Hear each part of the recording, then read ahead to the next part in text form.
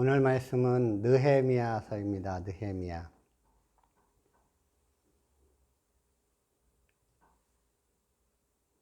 페르시아에 있던 느헤미야가 자신의 고국인 예루살렘이 성읍이 황폐하고 성문은 불타 있고 성벽은 허물어져 있다는 소식을 듣게 됩니다. 그 당시는 12년 전에 예루살렘을 재건하려고 에스라를 주축으로 해서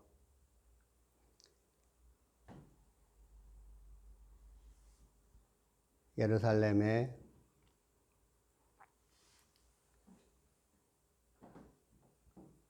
이스라엘 백성들이 고국으로 돌아갔는데 12년 전에 갔는데 반대자들의 방해로 인해서 예루살렘을 재건하려고 하던 일이 중단되어 있다는 것을 알게 된 거죠. 12년 동안 재건을 못했다는 거죠.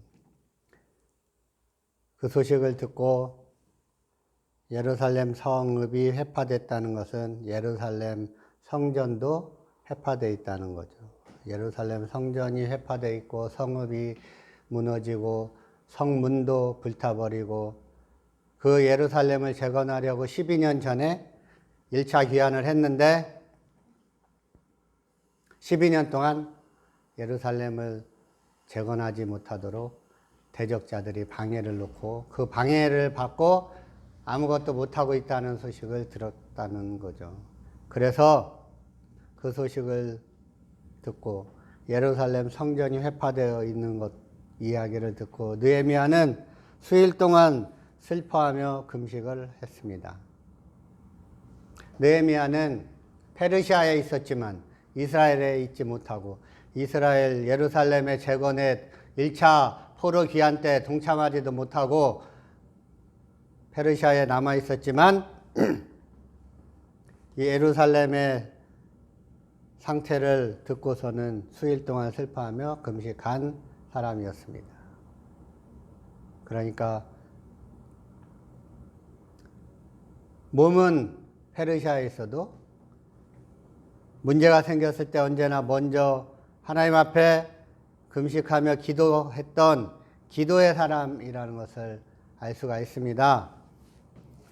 누가복음 느헤미야 1장 5절에서 10절에도 나오고 2장 4절에도 나오고 4장 4절 5절에도 나오고 6장 9절 14절 계속해서 느헤미야는 하나님 앞에 기도하는 사람이라는 것을 느헤미야서에서 보여주고 있습니다.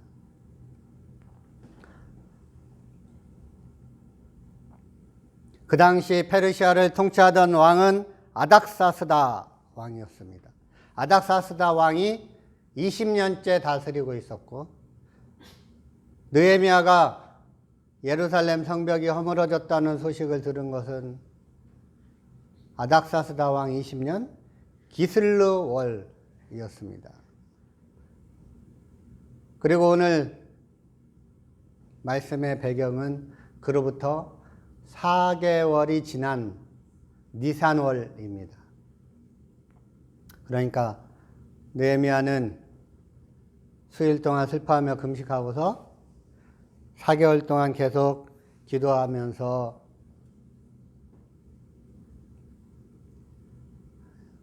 하나님 앞에 기다리고 있었던 것입니다.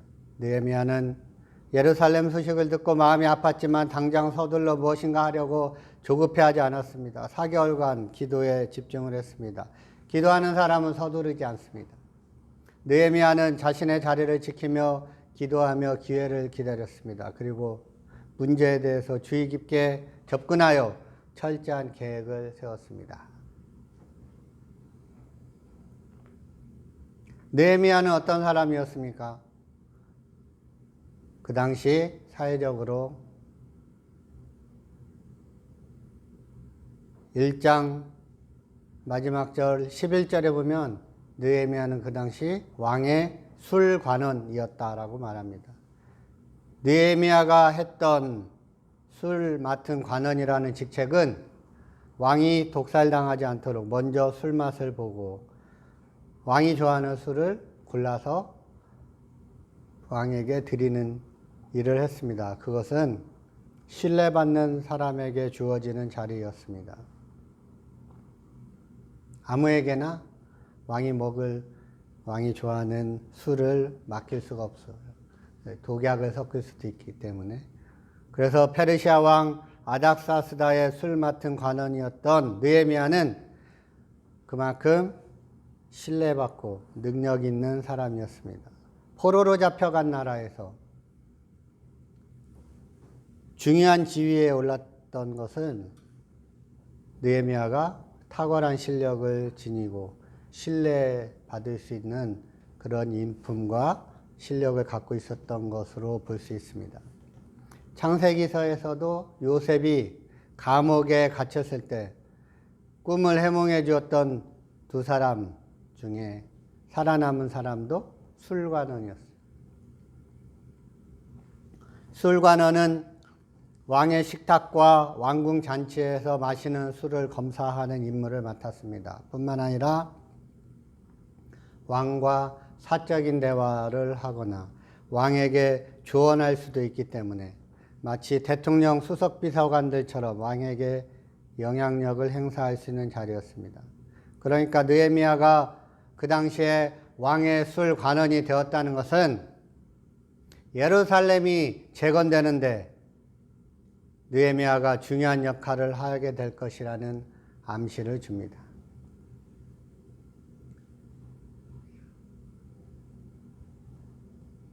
예루살렘 성전이 무너지고 성읍이 회파되고 성문도 불타 있고 절망할 수밖에 없는 상황에 있더라도 자신에게 주어진 일에 변함없이 최선을 다하는 사람을 하나님은 사용하십니다. 하나님은 우리가 처한 환경을 다 아시고 우리가 어떻게 행하는지 지켜보십니다. 시편 기자는 시편 139편 2절에 이렇게 말씀하십니다. 주께서 내가 앉고 일어섬을 아시고 멀리서도 나의 생각을 밝히 아시오며 라고 고백했습니다. 하나님은 우리가 현재 상황에서 최선을 다하기를 원하십니다. 자기 일을 열심히 하고 하나님의 도우심을 간절히 구할 때 하나님은 우리 일에 간섭하시고 역사해 주십니다. 하나님이 간섭해 주시는 건 굉장히 좋은 일이에요. 우리가 뭐 하는데 누가 간섭하면 귀찮고 짜증나지만 하나님이 간섭하면 간섭해 주실수록 좋은 것입니다. 원래 간섭이란 단어는 좋은 단어인데 우리가 평상시에 안 좋게 사용을 해가지고 의미가 변질됐어요. 하나님의 간섭, 하나님의 도우심, 하나님이 함께 해주시고 하나님이 도와주시는 것은 정말 우리에게 꼭 필요하고 정말 좋은 일입니다. 자기 일을 열심히 하면서 하나님의 도우심을 간절히 구하면 하나님은 우리 일에 간섭해 주시고 역사해 주십니다. 느헤미야가 술관원이 되기 위해 어떤 노력을 했는지 성경은 한 줄도 기록하고 있지 않습니다. 그러나 그가 주저앉아 울며 기도만 하는 사람은 아니었을 것입니다. 페르시아 왕이 그렇게 울며 기도만 하는 사람이 누군지 알고 술 맡은 관원의 높은 자리까지 올릴 수 있었겠어요. 평소에 열심히 실력을 쌓고 좋은 인품을 보여주고 영향력을 끼치고 있기 때문에 누군가 추천을 하고 발탁이 되어서 술 맡은 관원이 되었을 것입니다. 느헤미야는 비록 유대인 포로 출신이었지만 그 능력과 탁월함을 인정받았기 때문에 왕과 가까운 자리에서 왕에게 조언하는 위치까지 올라갈 수 있었던 것입니다. 우리는 우리 자신의 장점과 은사를 살려서 다른 사람을 섬기는 일을 감당해야 합니다. 먼저 기도하고 우리 삶에 최선을 다해야 합니다. 기도한다는 핑계로 아무것도 하지 않는 사람들이 있습니다. 말로는 기도하고 있다고 하지만 정말 기도하면 하나님이 힘을 주시기 때문에 뭔가 하게 되어 있어요. 기도받은 힘으로 살아가게 되어 있어요. 근데 말만 하는 사람은 기도한다고 했지만 정말 기도했는지 알 수가 없는 거예요. 기도하면 성령께서 역사하시고 우리를 통해서 성령께서 역사하시고 하나님이 성령으로 우리에게 주시는 힘이 생깁니다. 그러면 움직이게 되어 있어요. 영향력이 생기게 되어 있습니다. 뭔가 하게 되어 있어요. 그런데 기도한다는 핑계로 아무것도 하지 않는 사람들은 그 기도가 아닌 거예요. 제대로 하는 기도가 아닌 거예요. 하나님을 만나고 하나님으로부터 받을 수 있는 그런 살아있는 영적인 기도가 아니고 그냥 주문만 외웠든지 기도한다고 생각만 했든지 말만 했든지 기도하면서 자기 삶에 최선을 다하고 하나님의 은혜를 간구하는 사람에게 하나님은 그분의 역사에 동참할 기회를 주십니다.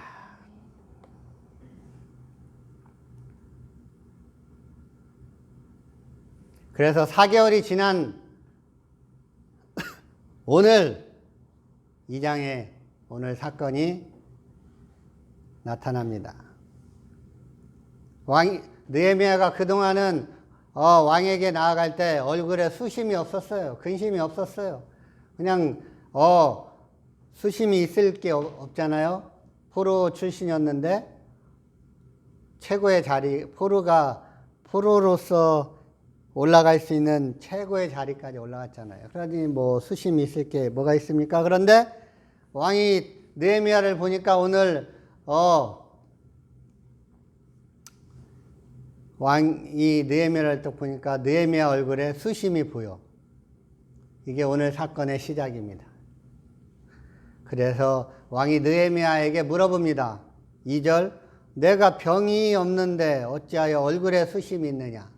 얼굴을 보니까 병은 아닌데 수심이 보인다는 것입니다.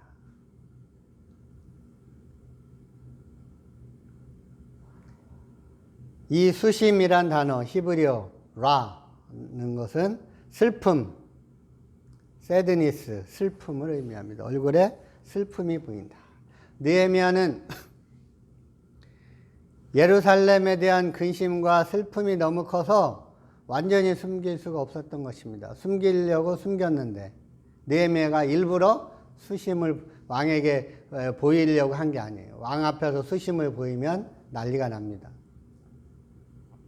왕이 그것 때문에 기분 나빠지면 왕을 기분 나쁘게 하면 사형에 바로 처해질 수 있어요. 목숨이 위험한 일입니다. 그래서 왕 앞에서는 자기의 수심을 보이면 안 되는 거예요. 그런데 예루살렘을 위해서 기도하다가 지금 얼마가 됐어요? 4개월이 되니까 아무리 하나님한테 맡기고 간구하고 그랬어도 느헤미야가 그 슬픔을 감출 수가 없는 거예요. 그런데 느헤미야가 감추려고 했지만 그의 슬픔과 근심을 왕이 자연스럽게 눈치챌 수가 있었던 거예요. 그러니까 왕이 그만큼 느헤미야를 관찰을 하는 거죠. 평소에 왕의 신임을 받고 있었던 것을 알 수 있습니다. 평소에 느헤미야 표정이 어떤지를 왕이 알고 있었던 거예요. 그만큼 관심이 있었고 신임을 받고 있었고 또 왕이 신하의 안색을 또 살펴야 되지 않겠어요? 저 녀석이 마음이 바뀌어가지고 혹시나 그동안은 독약을 안 탔지만 오늘은 독약을 탈는지. 그러니까 왕은 신하를 살펴보긴 해야 돼. 그런데 평소에는 왕이 자기가 할 일이 많으니까 신하들의 기세까지 잘 살피진 않았을 거예요. 그런데 오늘 4개월이 지나서 왕이 느헤미야 얼굴에 깃든 슬픔의 기색을 알아차린 것은 하나님의 섭리라는 것이죠. 그 당시 페르시아 제국에 속한 지역들 중에서 나라에 대한 반란의 정황이 감지되면 그것을 보고해야 할 의무가 있었고 예루살렘 성을 회파를 해놨는데 예루살렘 성이 잘 재건이 된다. 그거는 재건을 너무 잘하면 반란에 해당되기 때문에, 반란의 가능성이 커지기 때문에 그거는 마땅히 보고해야 될 일이에요. 그래서 느헤미야는 그런 정황을 잘 알고 있었기 때문에 왕이 왜 얼굴에 수심이 있느냐 질문할 때 긴장하지 않을 수 없었습니다. 왕 앞에서 신하가 수심을 드러내는 것은 상당히 위험한 일입니다. 그 일로 인해서 왕이 기분 나빠지면 바로 감옥행입니다. 요셉 때 봤잖아요. 술 맡은 관원하고 빵 맡은 관원하고 왕이 기분 나빠서 감옥에다 가뒀잖아요.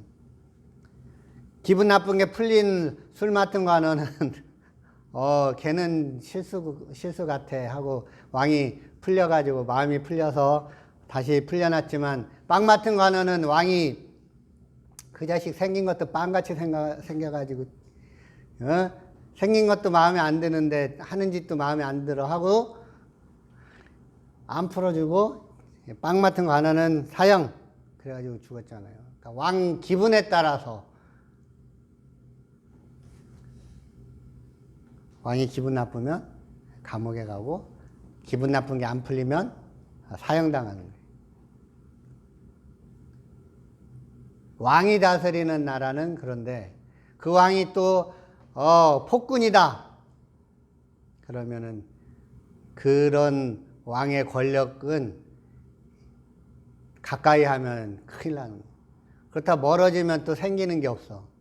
그래가지고 그런 폭군한테는 거리를 잘 두고 얼굴만 살짝 내가 있다 이렇게 얼굴만 비춰가지고 너무 가까이 하면은 기분 나쁘면 바로 감옥. 그런 나라가 오늘날도 있어요. 그래가지고 그런 나라에서 어떻게 먹고 살려면 거리를 잘 둬가지고 얼굴만 살짝 내밀면서 살아야 된다고 동영상을 보면 그런 나라에서 사는 방법이 그렇다고 얘기를 딱 하고 있더라고요. 그런 나라에서 온 신문 기자 출신인 사람이 어떻게 버텼냐? 그렇게 살짝 얼굴만 내밀면서 버텼다라고 고백을 하고 있어요. 봤습니다, 제가. 그러니까 왜 네 얼굴에 그렇게 수심이 있느냐? 왕의 질문을 받은 느헤미야는 긴장하고 두려워했습니다. 왕이 물어보는 게 좋은 일은 아니에요. 위험한 일이에요.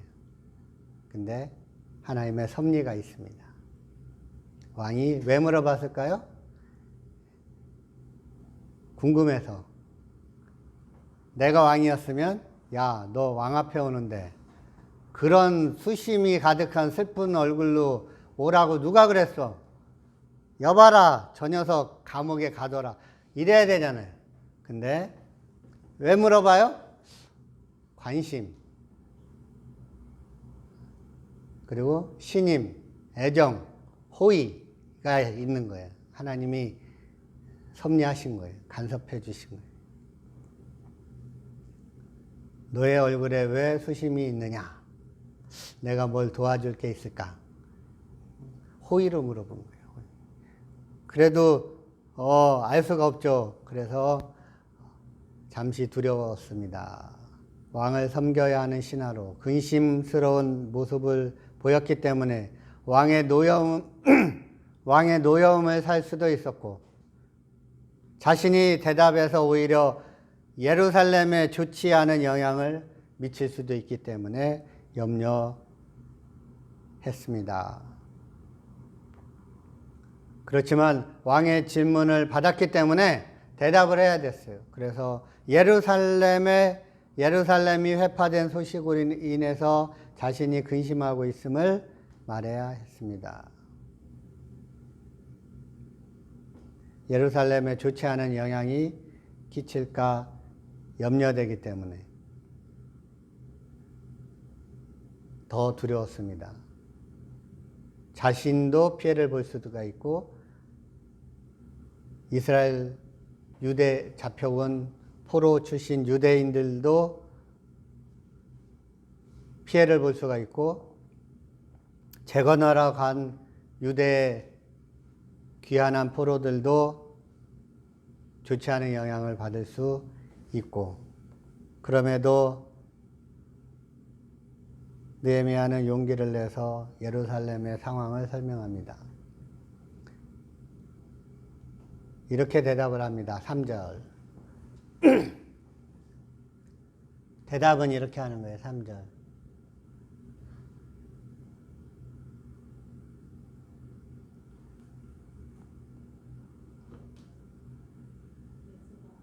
이상하네. 에스라로 갔네요. 갑자기 에스라로. 에스라 느헤미야.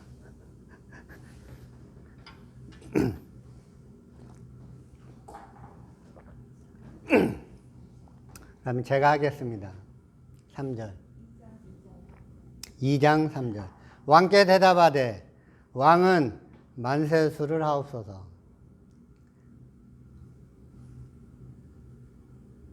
시작.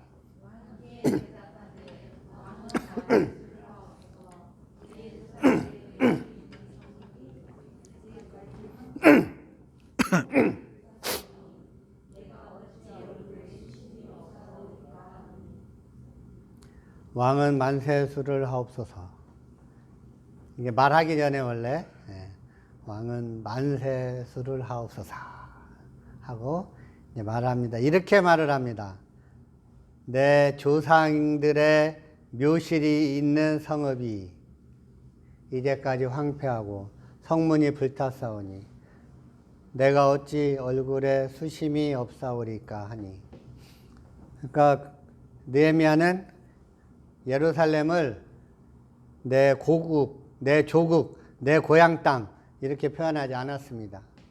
조상들의 묘실이 있는 성이라고 표현을 했습니다. 그러니까 조상들의 묘실이 있는 성인데 아직도 황폐해져 있으니까 근심이 많다. 조상들의 묘실이 있는 성 이렇게 말을 하면 왕이 어떻게 생각하겠어요? 그렇지, 조상들을 묘실이 있는데 황폐해 있으니 안타깝겠구나. 이렇게 왕의 마음에 긍휼함이 일어나도록 말을 했습니다. 이렇게 말 안 하고 조상들의 묘실이 있는 성 이렇게 말 안 하고 제 조국, 제 고향 땅 예루살렘이 이렇게 말을 하면 이 녀석이 이 페르시아에서 이런 위치에 올랐으면서도 지 옛날 나라만 생각하고 이 녀석 반역하려나 이런 생각을 할 수도 있잖아요. 그러니까 조상들의 묘실이 있는 성이다 이렇게 표현을 했어요. 느헤미야의 지혜가 빛나는 순간이었습니다. 그러니까 하나님의 일을 감당하기 위해서는 믿음과 함께 용기와 지혜도 갖추어야 합니다. 기도하고 하나님 주신 힘으로 용기를 내야 되는 거죠. 그런데 용기를 낼 때 무작정 맞는 말이라고 하면 안 되는 거예요. 예루살렘 성이 회파되어 있습니다. 맞는 말이죠. 근데 왕에게 말할 때 어떻게 말해요? 조상들의 묘실이 있는 성이 아직도 황폐하고 성문이 불타 있습니다. 조상들의 묘실이 있는 성하고 예루살렘하고 같아요? 틀려요? 같아요. 맞는 말이라고 해서 왕한테 예루살렘을 딱 꺼내면 이 녀석은 예루살렘이 관심이 있고 나를 섬기는 일에는 관심이 없구나. 이런 인상을 주겠어요? 안 주겠어요?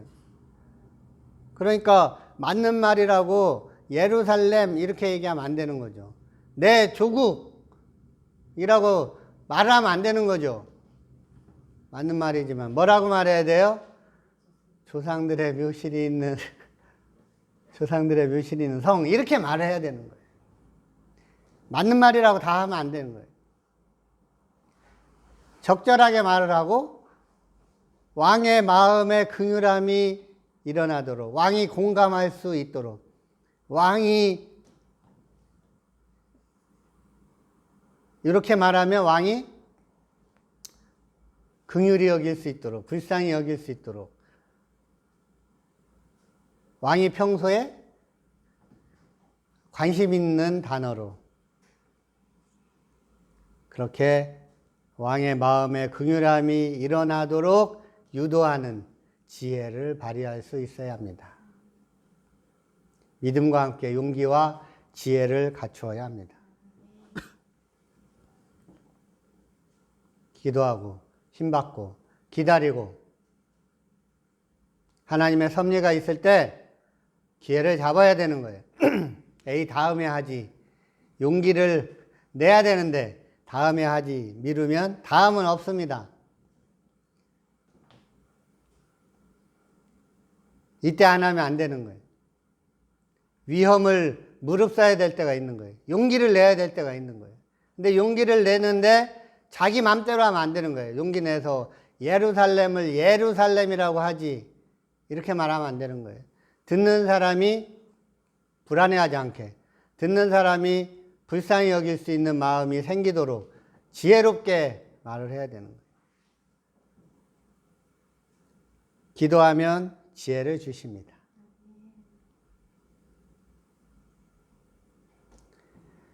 그렇게 하나님의 뜻을 이루기 위해서라면 세상의 핍박도 감수하겠다는 각오를 해야 합니다. 어떤 상황 가운데서도 흔들리지 않고 도전하는 용기를 가져야 합니다. 그리고 용기와 함께 꼭 갖춰야 하는 것이 지혜입니다. 지혜.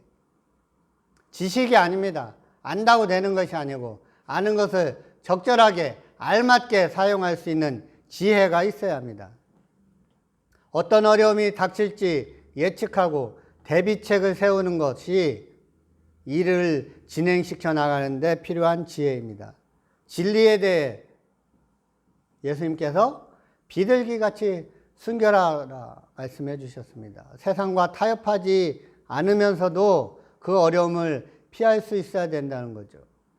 그 방법을 뱀처럼 지혜롭게 해라 예수님께서 말씀하셨어요. 비둘기같이 순결하지만 뱀처럼 지혜로워하라. 세상과 타협하지 않으면서도 어려움을 피할 수 있는 방법을 지혜롭게 생각해 보아야 합니다. 용기와 지혜가 짝을 이룰 때 하나님의 뜻이 이루어집니다. 용기를 내십시오. 그리고 그 일을 지혜롭게 행하십시오. 느헤미야가 그렇게 예루살렘의 상황을 설명하자 왕은 느헤미야에게 무엇을 원하느냐라고 묻습니다.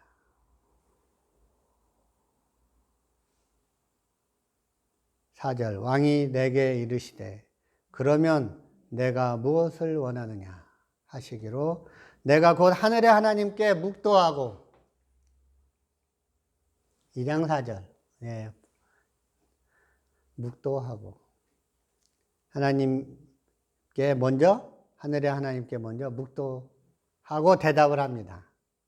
무엇을 원하느냐 물어봤지만 왕이 안 해줄 수도 있고 그리고 어떻게 말을 해야 될지 무엇을 말을 해야 될지 그동안 다 계획해 놨지만 다시 하나님께 기도를 드립니다. 왕의 질문에 대답하기 전에 먼저 잠깐 동안 침묵의 기도를 하늘의 하나님께 올려드렸습니다. 뭐 긴 시간 하겠어요? 짧게 하겠죠. 1초 똑딱. 하나님 묵도 똑딱 그동안 그냥 주마등처럼 확 지나갈 거예요. 내가 계획했던 것들 쫙 그림 딱 한 장의 사진처럼 쫙 영화가 착 지나가 필름이 막 지나가듯이 착 주마등처럼 착 주님 하나님 하늘의 하나님 똑딱 하는 동안 막 그런 얘기 들어보셨잖아요. 막 이렇게 물에 빠져 막 꿀까닥 할 때 이렇게 이제 죽겠구나 그럴 때 자기가 살아온 삶이 그냥 그 짧은 순간에 살아온 삶이 쫙 영화 필름 들어가듯이 쫙 싹 지나가는. 그러니까 잠깐 1초 동안 하늘의 하나님께 묵도하는 동안 자신이 계획했던 그것이 필름 돌아가듯이, 영화 필름 돌아가듯이 쫙 지나갔을 거예요.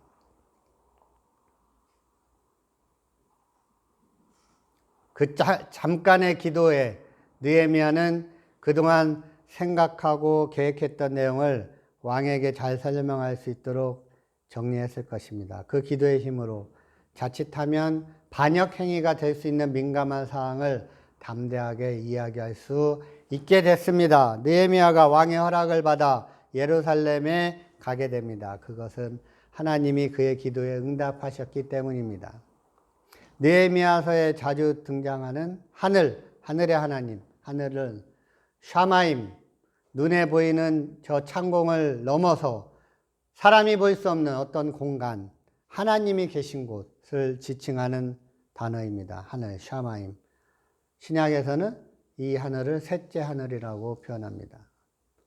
3층 천, 셋째 하늘. 우리가 보이는 저 하늘, 그 다음 저 대기권, 우주, 그 다음 하나님이 계신 하늘, 세 번째 하늘, 샤마임. 눈에 보이지 않는 곳까지 모든 곳의 주인이 하나님이시라는 느헤미야의 신앙 고백입니다. 하늘의 하나님. 느헤미야는 그 순간 아주 잠깐 동안 하나님께 기도했습니다. 그 기도를 묵도라고 번역을 했습니다. 우리 성경에서 묵도. 잠시 동안이지만 간절히 하나님의 은혜를 구한 행동이었습니다. 기도를 마치고 나서 그는 자신이 원하는 것을 겸손하게 말했습니다. 느헤미야의 신앙적이고 겸손한 태도에 왕의 마음이 열려서 왕이 그의 요구를 들어주었습니다.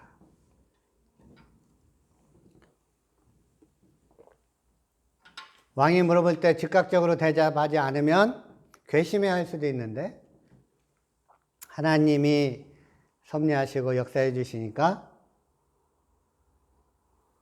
내가 무엇을 원하느냐 물어볼 때 바로 대답하지 않고 잠깐 묵도하고 대답하는 것을 오히려 겸손하게 보시는 거죠. 호의가 있으면 다 이뻐 보이는 거예요. 괘씸하면 다 미워 보이는 거예요. 잠깐 기도하고 얘기하는 것을 겸손하게 보이도록 왕의 마음이 열렸고 왕이 그의 요구를 들어주었습니다. 하나님이 함께 하시면 뭐 해줄까 물어보는데 준비했다는 듯이 물어보자마자 1번, 2번, 3번, 4번 막 나오면 저 자식이 나를 금전출납기로 여기나 내가 도깨비방망이로 보이나 괘씸할 수 있죠. 뭔가 해주려고 했어도 뭘 원하느냐 물어보는데 잠깐 이게 굉장히 막 미안한 모습으로 미안한 마음으로 이게 주저주저 하면서 이 부탁을 하면 제가 꼭 필요는 한데 미안해 하면서 부탁을 하는구나 느낄 수 있겠죠? 아닌가요? 그래서 잠깐 묵도하고 겸손하고 신앙적이고 겸손한 태도에 그런 왕의 마음이 더 열렸습니다. 묵도는 우리 일상에 매우 필요한 기도입니다. 느헤미야처럼 우리는 순간적으로 닥친 위기와 급작스러운 질문 앞에 언제라도 잠시라도 집중해서 하나님께 그분의 뜻을 물어야 합니다. 하나님의 사람은 매 순간 기도로 은혜와 지혜를 구하는 사람입니다. 하나님의 놀라운 역사를 경험하려면 먼저 하나님께 간절히 은혜를 구해야 합니다. 하나님의 일을 이루기 위해서는 먼저 하나님께 은혜를 구하고 사람에게 겸손히 도움을 청해야 합니다. 겸손한 마음으로 필요 이상의 것은 욕심내지 않아야 합니다. 하나님께 간절히 은혜를 구하고 도움을 줄 수 있는 사람에게 겸손히 요청할 때 일을 진행할 수 있는 길이 열립니다. 우리는 무엇보다도 먼저 하나님을 바라보고 하나님께 은혜를 구해야 합니다. 그러고 나서 하나님이 우리에게 보내준 사람에게 적절할 때 겸손히 도움을 요청해야 합니다. 하나님은 매 순간 우리와 대화하기를 원하십니다. 특별한 일이 있을 때만 하나님께 나아가 매달리는 것이 아니라 하나님과 동행하는 것이 우리의 일상이기를 하나님은 바라십니다. 그래서 기도는 호흡과 같습니다. 숨을 들이쉬거나 내뱉기만 해서는 호흡이 제대로 이루어지지 않습니다. 계속 들여 마시다 보면 숨 막혀요. 내뱉다 보면은 숨 막혀요. 들여 마셔야 내쉴 게 있고 내쉬어야 들여 마실 수 있는 거죠. 숨은 한 번 들여 마시면 한 번 내뱉어야 합니다. 기도도 마찬가지입니다. 내가 원하는 것만 주장하지 말고 내 삶과 내 기도 제목에 대해 하나님이 어떻게 생각하시는지 들어야 합니다. 하나님의 뜻과 마음을 이해하려고 기다리는 것이 바른 기도입니다. 느헤미야는 왕의 질문에 대답하기 전에 먼저 하늘의 하나님께 기도했습니다. 이 모습을 볼 때 그는 하나님께 기도하는 것이 습관화되어 있는 사람이었음을 알 수 있습니다. 몸에 배어 있는 거죠. 기도가 배어 있어서 그 위급한 순간, 위험한 순간 하나님께 묵도하고 말할 수 있었던 거예요. 하나님과 깊은 관계를 유지했기 때문에 가능한 모습입니다. 하나님과 친밀한 관계를 유지하는 것이 하나님의 뜻을 이루며 이 세상을 지혜롭게 살아가는 최상의 방법입니다. 하나님과 친밀한 관계를 유지하시기를 바랍니다. 우리는 모든 순간순간 하나님의 도우심을 구하는 기도를 드려야 합니다. 호흡하듯이 숨 내쉬면 들여 마시잖아요. 아, 숨 내셔야 되는구나. 내쉬고 들여 마셔야지 하고 들여 마시고 그렇게 살아요? 알아서 되잖아요. 자동으로 들여 마시고 내쉬고 하면서 살잖아요. 근데 가끔 뭐 막 집중해서 하다 보면 숨도 참고 하고 있다가 한숨 쉬잖아요. 왜? 충분한 숨이 안 돼 있는 거예요. 뭔가 고민하고 뭔가 집중하고 숨 참고 뭐 하고 있었던 거예요. 뭔가 하느라고. 그러다 보면 몸에서 저절로 한숨을 쉬는 거예요. 숨이 부족한 거예요. 한숨 쉬려고 한숨 쉬는 사람이 어디 있어요? 한숨을 몸에서 알아서 쉬고 나서 아이고 한숨 쉬었구나 아는 거지. 몸이 알아서 쉬는 거예요. 기도는 그런 거예요. 몸에 배어 있어야 되는 거예요. 저절로 하나님께 순간순간 묵도하고 하나님께 맡기고 하나님의 은혜를 구하고 들여 마시고 내쉬고 하듯이 하나님과 그렇게 호흡하며 살아야 돼요. 기도가 몸에 밴 사람. 기도해야지. 기도를 안 했구나. 이게 아니고 저절로 늘 기도하고 사는 사람. 알아서 기도하고 있는 사람. 어느덧 보니까 기도하고 있어. 그렇게 기도하면 밤에 잠도 못 자요. 밤새 기도하고 있어. 그러니까 영으로 기도하고 성령께서 알아서 기도하시도록 맡기고 자야 돼요. 느헤미야는 그런 사람이었어요. 기도의 사람이었어요. 그리고 용기를 냈고 지혜롭게 했어요. 순간순간 묵도하며 하나님의 은혜를 구했습니다. 느헤미야처럼 되시기를 바랍니다. 페르시아의 포로로 잡혀갔고 포로 출신이고 그럼에도 불구하고 술 맡은 관원의 자리까지 올라갔던 실력 있는 사람이고 어떤 상황에서도 자기에게 맡겨진 재능과 은사를 따라 최선을 다하며 살고 있던 사람이었어요. 하나님은 그런 느헤미야를 사용하십니다.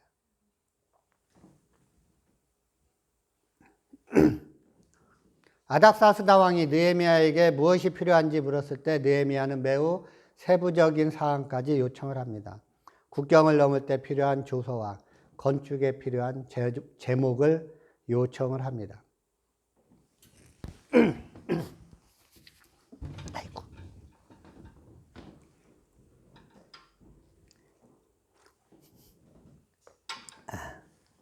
7절, 8절 보면 왕에게 이렇게 말합니다. 내가 또 왕에게 아뢰되 왕이 만일 좋게 여기시거든 강서쪽 총독들에게 내리시는 조서를 내게 주사 그들에게 나를 용납하여 유다에 들어가기까지 통과하게 하시고 8절 또 왕의 살림 감독 아삽에게 조서를 내리사 그가 성전에 속한 영문의 문과 성곽과 내가 들어갈 집을 위해 들보로 쓸 제목을 내게 주게 하옵소서 하며 내 하나님의 선한 손이 나를 도우심으로 왕이 허락하였다. 이 장면을 보면 느헤미야가 이런 상황에 대비해서 필요한 것을 미리 정리해 두었다는 것을 알 수 있습니다. 필요한 게 뭔가 다 목록을 정해놓고 어떻게 구할 수 있을지 하나님 앞에 기도하면서 다 계획을 세워놨던 거예요. 뭐가 필요하냐, 무엇을 원하냐 그랬더니 조서를 내려주시는데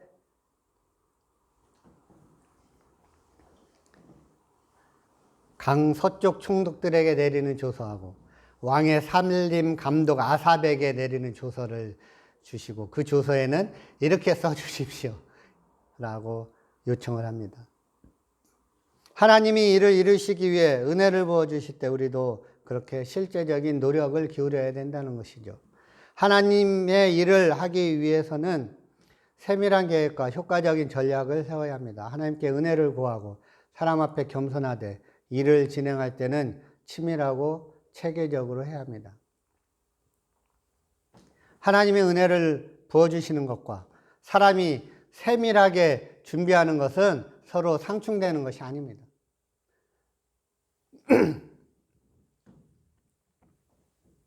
하나님이 주신다고 감나무 밑에 가서 입 벌리고 있으면 감이 언제 떨어질지 몰라요. 떨어지긴 떨어지겠죠. 근데 감 떨어지기를 기다리다가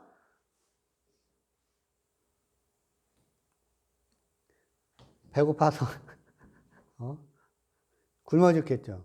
감이 언제 떨어질지 알고 사람은 하루 3끼 먹어야 되는데 잠도 따뜻한 데서 자야 되고 감이 언젠가는 떨어지겠지만 마침 감이 막 떨어지는데 바람이 불었어. 그럼 감이 어디로 떨어질 줄 알아? 입으로 떨어질 줄 알아. 똑바로 떨어지면 입으로 들어오지만 바람 불면은 오다가 일로 갈지 이마에 떨어질지 알 수가 없죠. 뭐 해야 돼요?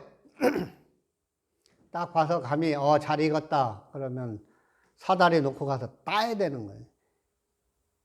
준비해서 계획하고 해야 되는 거죠. 그러니까 기도하고 하나님이 도와주시면 다 돼. 준비할 필요 없어. 그냥 가봐. 어떻게 되겠지. 이러면 안 되는 거예요. 사다리도 가지고 가야 되고 높이를 봐서 낮은 사다리, 중간 사다리, 높은 사다리 어떤 거 가져갈지도 해가지고 적절한 걸 갖고 가야 되는 거죠. 그리고 사다리에 올라가야지. 근데 사다리 움직이면 안 되잖아요. 올라갈 때 누가 또 붙잡아 줄 사람도 데려가야지. 계획해야 되는 거죠. 준비하는 것을 그렇게 믿음이 없구나 너. 준비 필요 없어. 믿음으로 해. 무대뽀가 믿음은 아닙니다. 어떤 사람들은요 아플 때 병원 가는 것도 믿음 없다고 하는 사람도 있어요. 기도해서 나서야지 어디 병원을 가냐. 특히 목회자는 기도해서 나서야지. 무슨 병원에 와서 이런 사람이 있어요. 무슨 의사가 병이 걸렸어요. 의사는 병이 안 걸립니까?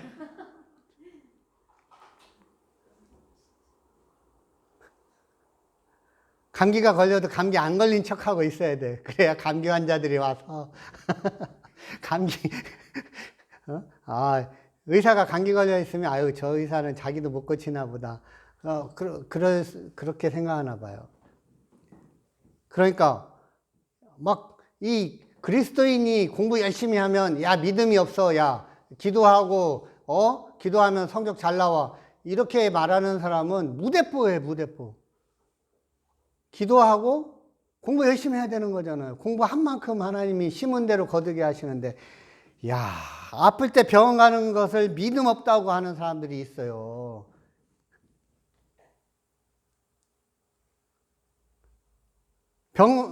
병원에 가면 믿음 없는 거래. 그럼 학교도 가지 말아야지, 믿음 없으니까. 공부도 하지 말아야지, 믿음으로 해야지. 회사도 나가지 말아야 돼, 믿음으로. 그러면은 어떻게, 월급은 어디서 와도 하나님이 무조건 주셔야 돼? 아무것도 안 하는데? 기도만 하고 있으면? 믿음으로 지혜롭게 해야 되는 거죠. 하나님이 과학도 주시고 의학도 주시고 직장도 주시고 건축도 할 수 있게 해주시고, 이 모든 것은 다 하나님이 우리에게 주신 은총이잖아요. 일반 은총이에요. 이 모든 재능과 은사를 가지고 우리가 땀을 흘려서 이 땅에서 우리가 하나님이 이 땅의 모든 창조주이심을 경험하고 감사하며 수고하여서 우리가 이 땅에서 하나님이 모든 것을 다스리게 하신 문화 명령을 수행하면서 우리가 왕같은 제사장으로서 다스리고 섬기고 돌보며 살도록 하나님이 이 모든 것을 우리에게 맡겨주셨다는 거죠. 청지기로서. 주인은 하나님이지만 우리에게 맡겨주시기 때문에 우리의 몫이에요. 우리 책임이고 우리에게 주어진 상급입니다. 그러니까 아프면 병원에 가는 거고, 시험 성적 좋으려면 공부를 해야 되는 거고, 월급을 받으려면 열심히 직장에 가가지고 해야 되는 거죠. 조금 안 입고 와도 참고 해야 되는 거죠. 그 모든 건 배후에 하나님이 계시기 때문에. 그러니까 합리적인 것이고 이런 것은 지혜로운 것입니다. 합리적이고 지혜로운 것을 믿음이 없는 거다라고 하면 어리석은 거예요. 믿음이 좋은 것하고 어리석은 것하고는 다릅니다. 믿음이 좋다고 무대뽀여야 되는 건 아니에요. 무대뽀로 하는 것을 믿음 좋아 보인다고 하면 무식한 거예요. 지혜롭지 못한 거예요. 어리석은 거예요. 어리석으면 결국은 게으르게 됩니다. 어리석고 게으른 종이죠. 어리석은데 믿음이 좋구나. 성경에 하나님이 그렇게 칭찬하지 않았어요. 어리석고 게으른 종아, 악하고 게으른 종아, 그렇게 말씀하십니다. 같이 가야 하는 거예요. 합리적이고 지혜롭게 믿음과 하나님의 은혜 위에 우리의 실제적인 노력이 더해져야 하는 것입니다. 네가 무엇을 원하느냐 물어볼 때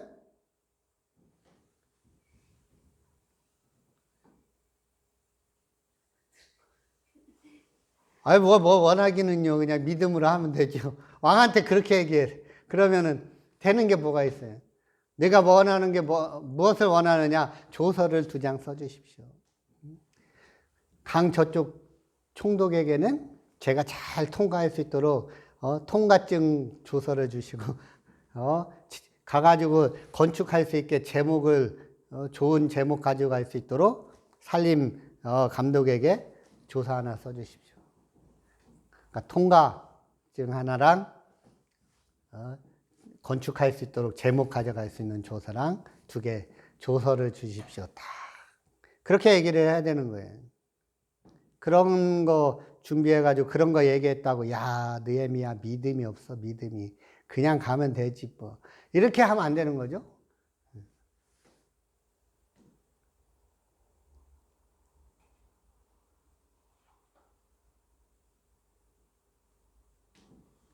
그러니까 하나님이 그분의 일을 이루기 위해 우리에게 은혜를 부어주실 때 감사드리고, 먼저 하나님께 감사드리고, 그리고 은혜 입는 것으로 만족하지 말고 실제적인 행동으로 그 은혜에 답해야 합니다. 우리가 해야 할 일들을 미뤄서는 안 됩니다. 하나님 주시는 은혜와 지혜로 우리에게 맡겨진 일에 최선을 다해야 합니다. 하나님의 일을 이루기 위해서는 그분의 은혜를 최우선적으로 구하되 우리에게 맡겨진 일을 성실하게 수행해야 하는 것입니다. 하나님은 주어진 자리에서 최선을 다하는 사람에게 기회를 주십니다. 그 기회는 자기 욕심을 채우는 기회가 아니라 민족을 살리고 예배를 회복하고 하나님의 뜻을 이루는 기회입니다. 왕에게 예루살렘 귀환을 허락받은 느헤미야는 총독 직책을 받아 예루살렘으로 향합니다. 기원전 BC 444년 그 이후로 유다 지방을 다스리는 총독이 됩니다. 그 시대에 에스라가 제사장으로 영적인 부흥을 이끌었고 말라기 선지자가 그 영적인 부흥을 도왔습니다. 그런데 느헤미야는 거기에 가서 총독으로서 정치적이고 실제적인 부분의 주역으로 사명을 감당하게 됩니다. 느헤미야는 자신이 가지고 간 왕의 조서를 근거로 다시 예루살렘 성벽 건축을 시작을 합니다. 결국 52일 만에 성벽을 재건했습니다. 할렐루야. 어떻게 해서 됐어요? 조서를 가지고 왔기 때문에 된 거예요. 왕에게 제대로 잘 요청을 해서 가져갈 걸 잘 가져가고 잘 통과해서 반대를 무릅쓰고 이겨낼 수가 있었습니다.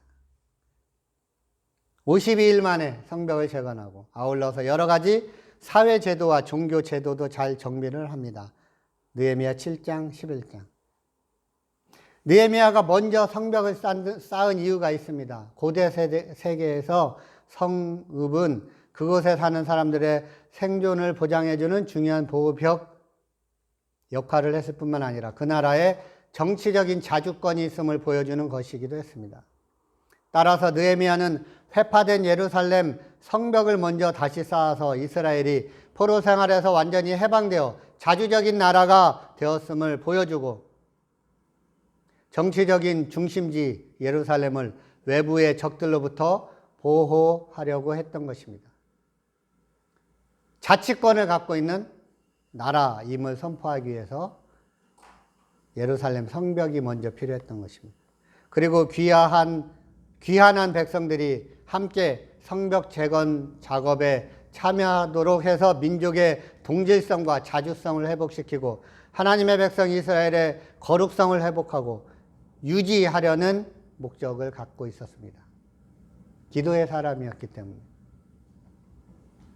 정치적인 지도자였지만 하나님이 원하시는 나라로 회복하는 일에 자기 사명을 감당했습니다. 그리고 반대자들이 위협을 해왔지만 굴하지 않는 용기를 가지고 스스로 모범을 보이면서 지도자로서 백성들에게 율법을 가르치고 과거에 지은 죄를 회개하고 헌신하도록 가르친 지도자였습니다. 또한 느헤미야는 자신이 행한 일을 기록한 후에 하나님 앞에 이렇게 간청을 합니다. 나를 기억해 주소서. 느헤미야 5장 19절, 13장 14절, 22절, 31절. 하나님 앞에 나를 기억해 주소서. 하나님 앞에서 하나님이 나를 어떻게 평가해 주실지를 구하면서 살았습니다. 그렇기 때문에 받은 사명을 잘 감당할 수 있었습니다. 그 나를 기억해 주소서라는 기도는 나에게 상을 주십시오라는 의미입니다.